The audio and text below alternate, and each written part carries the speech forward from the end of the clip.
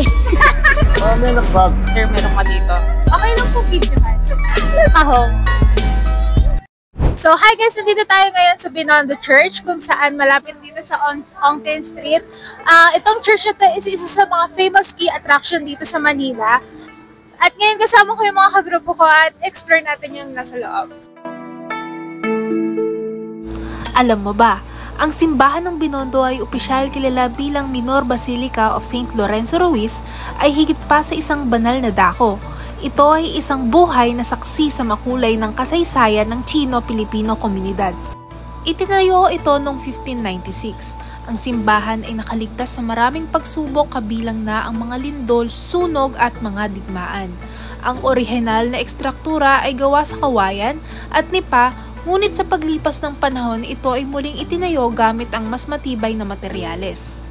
Alam niyo ba na ang simbahan ng Binondo ay mga natatangang arkitektura na pinaghalong impluensya ng Espanyol at Chino? Makikita ito sa mga detalye ng disenyo pati na rin sa mga gamit sa loob ng simbahan. Higit pa sa isang makasaysayang gusali, ang simbahan ng Binondo ay isang mahalagang sentro ng pananampalataya para sa mga Pilipino, lalo na sa mga Chino-Pilipino.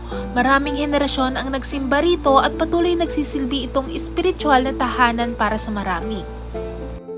Kaya naman, sa inyong pagbisita sa Binondo, huwag kalimutang bisitahin ang simbahan ng Binondo. Isang karanasan ito na hindi nyo malilimutan. Hi guys! So ngayon nandito na kami sa Ongpin Street kung saan ito yung famous street, home of specialty na mga shops, mga medicine, mga ingredients, and mga gold and jewelry things. So tara, maglibot pa tayo. Alam nyo ba na ang Ongpin Street ay dating tinatawag na Calle de los Chinos? Ito ang sentro ng kalakalan ng mga Inchik noong panahon ng Kastila. So guys, nandito na tayo ngayon sa street kung saan puro mga alahas. Mostly dito sila napunta para magsanla or mag-trade or bumili. Good morning po sir. Ano pong name po ninyo? Texon Chua. Gano'ng katagal na po kayo dito sa Binondo? Nandito ako sa Binondo ever since birth. So, ito yung address na to, sa Ongpin. So, ever since ipinanganak ako, nandito na rin. So, 54 years old. Okay. So, Na ako. Yeah. naalala niyo pa po ba kung anong itsura ng Binondo nung bata pa po kayo? Or... Actually, pareho pa rin ng itsura ng Binondo ever since I was yung bata ako. Ang dinagdag lang naman ng Binondo ngayon dito is yung nagpa-improve yun sa John's Bridge. Okay, so actually nakaroon ng building, mas madaming building yun sa Benariente, Rosario. Pero yung tong Ongpin, since year 2000 lang may kunting difference, nakaroon ng mga condo. Yan ang mga residential condo. What's your favorite thing po about living here in Binondo? Very accessible sa lahat. So, banking sector, kung sa business, lahat nandito.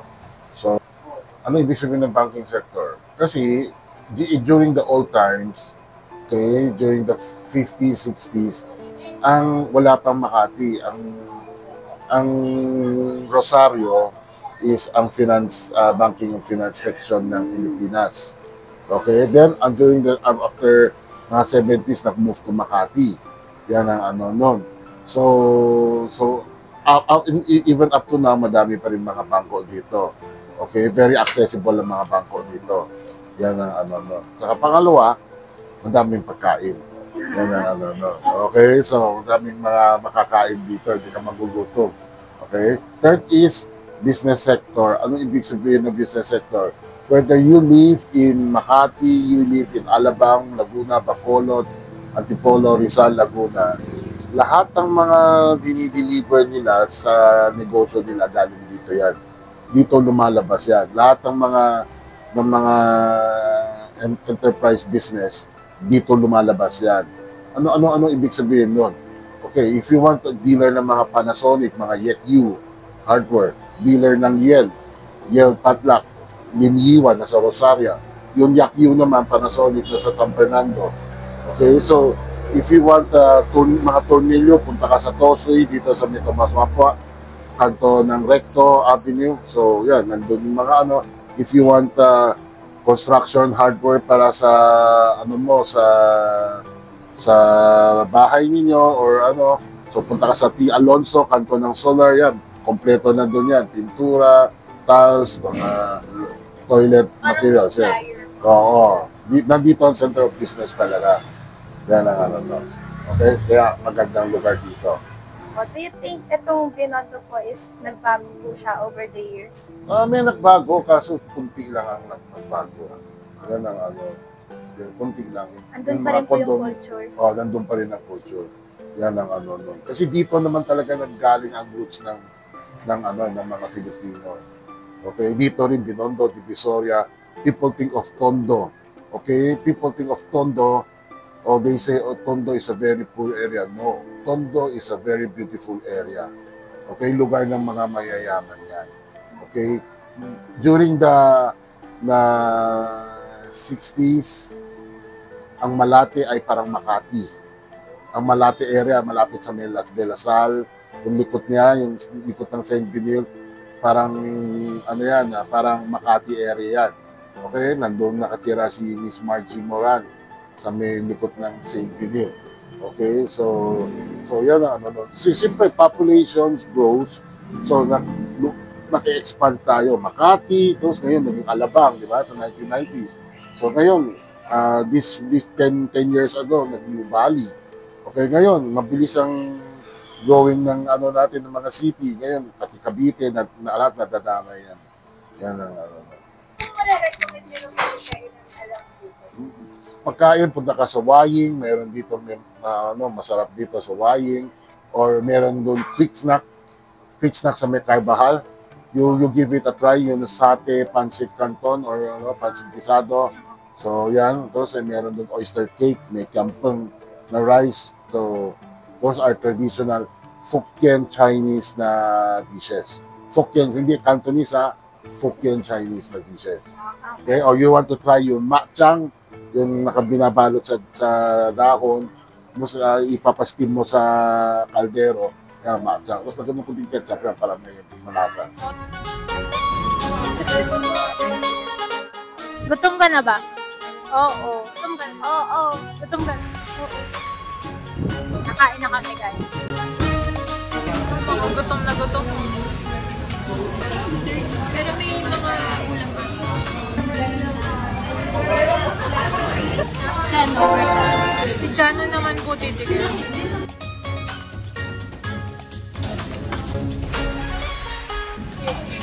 Guys, tigay. Kain ba sila? Ito parang may pagkalasang adobo. Ang dalawa naman ngayon. Ayan. Pwede na. Sabi ni Bossing, ano naman? Wow, thumbs up. Guys, doon na kami kumain sa Waying. Ang kinain namin is beef mami, machang, and roast duck rice. Hindi pa kami busog, kaya may pupuntahan pa kami na-discover namin ni Adel, which is yung bakery dito, Sinyelong Bake Shop.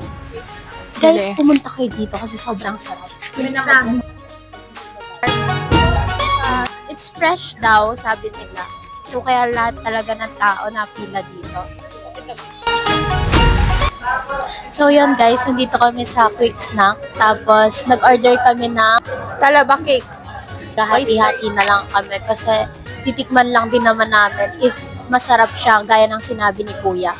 Actually, lalo na yung sticky feeling niya, yung malagkit na part, ang sarap nun. Siguro ayun yung talaba, no? Yun. The best. Must try. So, visit na kayo. Oo. Ito yung pinaka-the best. At kamag-anak namin ay nirequired kami mag-uwi ng hopya. The home of best hopya and Bicol. So, welcome to Engbi Team. So, this is the Chinese delicacies na nag-start noong 1912. And pinaka-famous siya and pinaka-malaki siya dito sa Pinas. Guys, tapos na kami mamili. Sir, meron ka dito. Yun lang guys, sana nagustuhan niyo yung video namin. Hanggang sa muli! Bye-bye! Bye-bye!